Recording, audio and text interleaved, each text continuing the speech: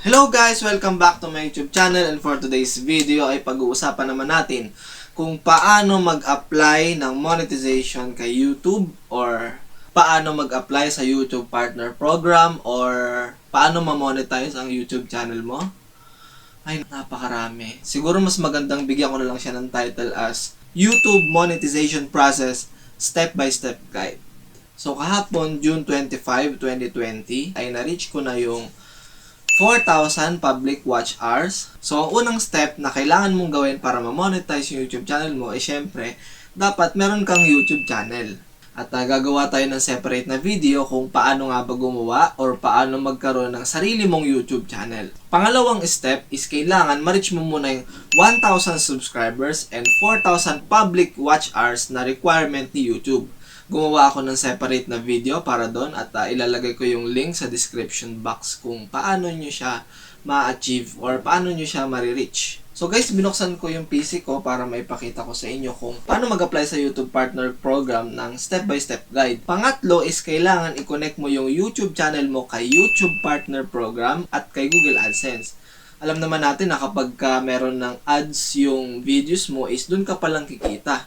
Doon ka palang umpisang magkaroon ng income. Meron ako nakikitang mga vloggers and YouTubers na sinasabi nila na kapag may copyright claim yung video mo ay mas better na tanggalin mo siya para mas mapabilis yung monetization process or yung approval ni YouTube Partner Program sa channel mo. Kapag hindi mo daw ito inalis ay mas mapapatagal yung proseso. Sa case ko, since meron akong copyright claim videos, at kakaunti pa lang naman yung videos na meron ako, kung aalisin ko siya, edi mababawasan pa siya. Sabi din nila, kapag nag-delete ka ng mga videos, mababawasan din yung public watch hours na meron ka. So for example, naka-reach na siya ng 900 public watch hours. Kapag delete mo siya, mababawasan yung public watch hours mo ng 900 hours. So, mahihirapan kang maka-reach ulit ng 4,000 public watch hours as requirement ni YouTube. So, sa case ko, titingnan natin kung ilang buwan or ilang araw yung itatagal niya at babalitaan ko kayo sa mga susunod na videos. Sa mga susunod kong videos, siguro ay tatalakayin din natin kung paano nga ba may iwasan yung mga copyright claims. Literally, wala akong idea kung ano ang mga sunod-sunod na process sa pag-a-apply ng monetization kay YouTube. Tingnan na lang natin sa mga susunod na pangyayari. At tara, samahan nyo ako. Kung cellphone ang ginagamit ninyo, magbukas lang kayo ng browser. Pero sa pagkakataong ito, ang gagamitin natin ay yung desktop. Kung ang gamit niyo is phone, parehas lang sila ng proseso. So, kailangan magbukas kayo ng browser. Yan. Tapos, i-type niyo sa taas. Sa URL is youtube.com. So, guys, once na nag-load na siya, i-click niyo yung icon niyo dito sa gilid. Tapos, punta kayo sa YouTube Studio. So, ayan, lalabas na siya. Punta tayo sa monetization. Scroll down lang ninyo itong nasa kaliwa. Click ninyo yung monetization. Ayan. So, na-reach ko na yung 2,000 subscribers and 4,126 public watch hours. Ngayong June 26, 2020. Click lang natin yung apply now. Ayan, tingnan natin kung ano mangyayari. Step number 1, review partner program terms. Step number 2, sign up for Google AdSense. Step number 3, get reviewed. So, dito tayo pumunta sa start. Ayan, nakalagay dyan, understand the terms. Yan, kung gusto ninyong basahin, walang problema, okay lang, nasa sa inyo yan. Number 1, monetization revenues. Number 2, payment account requirement.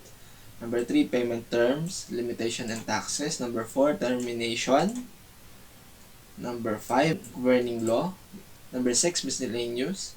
Tapos, i-check lang ninyo yung I accept the YouTube Partner Program terms. Accept terms. At hintayin lang natin mag-process dahil medyo mabagal yung internet. Done. So, dito na tayo sa step number 2. Start. Sign up for Google AdSense. Start. Do you have an existing AdSense account? Select no. I don't have an existing account. Yan. So, click nyo lang yung continue. Ayan. So, i-click natin yung account natin. Click ninyo yung account ninyo. Makikita natin dito your website. Yan, makikita ninyo dyan yung URL ninyo. Send me customized help and form suggestion. Hindi ko alam kung ilalagay dito. Siguro mas better kung yes. Select your country or territory. Siyempre, Philippines. Ayan, Philippines. Yan. Pwede ninyo yan basahin. Yan, parang parehas lang naman yung nasabi dun kanina, no? Oo, tinagalog lang. Pero, ewan ko lang. Hindi ko nababasahin ng buo. Yes, I have read and accept that agreement. Yan, create account. Check nyo lang yon. Ayan na, get started. So, ayan, nakalagay dyan, payment profiles, Marlo Magno. Account type, individual, Marlo Magno. So, pagdating dito sa portion ng address, lagay natin yung address natin. Dito sa portion na to, kailangan ilagay ninyo yung address, yung eksaktong address ninyo kasi kung di ako nagkakamali ay doon ipapadala yung Google AdSense PIN. So, dapat correct siya and accurate. So, ilalagay ko sa pangalawang address siguro yung office namin kasi lagi ako nandun sa bahay. Hindi ako laging nandito. Lagi akong wala sa bahay dahil nga may pasok kami. Dahil sila mama at si papa, lagi din sila nasa tindahan. Minsan walang tao kaya baka walang mag-receive. Lagay ko na lang din yung address ng office namin. Yan. So, once natapos na kayo mag-fill up, click lang natin yung submit. So, ayun guys. Step 2 in progress, sign up for Google AdSense.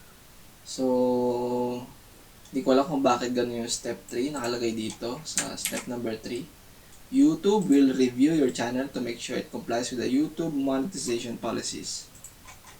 This step will begin automatically after you complete the 2 first steps. So, hindi ko alam kung kailan siya pwedeng pindutin. Then, after nun, yan na. In progress pa rin siya. Sabi sa step 2, sign up for Google AdSense. Your AdSense account is being created or linked. This can take a few hours. So, tingnan natin kung may magbabago. The next day. Hello guys! Muli ako ay nagbabalik. At nung gabi na ginawa ko yung video na yon ay hindi ko na kinaya. Nakatulog na ako at makalipas ang ilang araw ay ngayon lang ulit ako nakapag-film. Patawad at hindi ko na naipakita sa inyo yung channel ko kung anong nangyari. Kasi meron akong mga bagay na inaasikaso at may pasok din ako. Kaya ngayon lang ulit ako nakapag-film. Pero sinusubaybayan ko siya sa cellphone ko. So ganito yun guys. Ang nangyari is naging done yung step 2. Nagkulay green siya. Tapos paggising ko kinabukasan, yes, pagkagising ko the next day, yung step 3 naman ang nag-in progress. Ganun lang naman siya kadali at huwag kayong mag-alala. Sa susunod kong video ay babalitaan ko kayo at i-reveal ko sa inyo kung ilang araw ang approval bago tayo na-monetize dahil sa mga oras na ito, habang pinifilm ko ang video na ito ay monetize na tayo! Yay! Ure! Di nga! Talaga? Abangan ninyo yan! Bago ako matapos ay gusto ko lang ibahagi sa inyo ito para ito doon sa mga channel na ang tagal nang naghihintay or matagal nang nag-apply pero until now ay hindi pa rin sila na-approve. Para sa inyo ito. Una, kung cellphone ang gamit ninyo or desktop, PC, laptop, parehas lang naman sila ng procedure. Una, magbukas kayo ng browser. I-type ninyo youtube.com. Tapos pumunta kayo doon sa YouTube Studio. Para nga pala doon sa mga gumagamit ng mobile, tapos hindi nila makita yung Creator Studio nila sa browser. Kailangan naka-desktop view yung phone ninyo. Makikita nyo siya doon sa settings. Kung di ako nagkakamali, may 3 dot sa upper right corner ng phone ninyo. Tapos nakalagay doon, desktop view. I-check nyo lang yon para maging kagaya siya ng view na parang computer or laptop. Tapos once na nasa YouTube Studio na kayo, i-click ninyo yung send feedback. So once na na-click na ninyo yung send feedback, ganito ang magiging itsura niya. Yan. Have feedback. We'd love to hear it. But please don't share sensitive. Pwede kayong mag-send ng feedback kay YouTube. At kung hindi ako nagkakamali, pwede ninyong ilagay dyan, hello YouTube. Na-reach ko na yung 1,000 subscribers and 4,000 public watch hours. Meron pa ba akong kailangan gawin or ano pa yung mga requirements na kailangan ko para ma-monetize ang aking channel. Bahala na kayo kung paano ninyo ita-translate sa English yun. Once na nagawa na ninyo yon, mas maganda kung magsisend kayo ng screenshot. Yan, include screenshot sabi dito. Tapos, send nyo na. Kung di ako nagkakamali, alam ko may magre-reply dyan si YouTube team. Siguro tao rin yun. Tao rin sila na binabasa yung mga comments and suggestions or feedback para mas mapaganda pa si YouTube. At hindi ko alam kung ano magiging proseso ni YouTube pagdating dito sa feedback. Pero sa tingin ko, mas makakatulong siya kasi parang i-direct mo siya eh. I mean, i-direct message mo siya para kulitin si YouTube na ma-monetize na yung channel ninyo.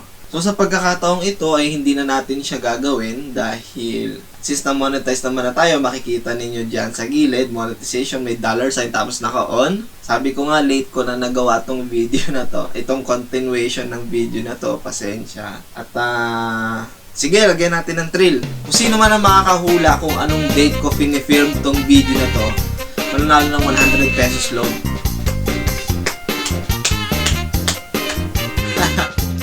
So that's it for today's video guys. Sana po ay natulungan ko kayong muli. Please give this video a like, comment, share, and click the subscribe button for more updates, videos, and tutorials. Bye!